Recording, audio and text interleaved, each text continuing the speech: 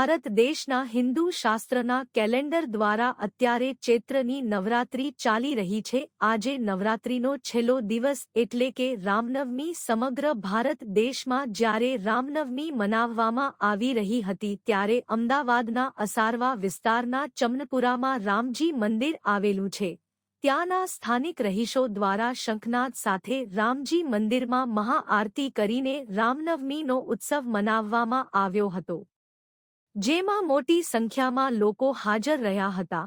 કેટલાક લોકો દ્વારા સાંજે ડીઝલના તાલે શ્રીરામજીનું રથ પણ અસારવા વિસ્તારમાં અને આસપાસના વિસ્તારમાં ફરાવવામાં આવ્યું।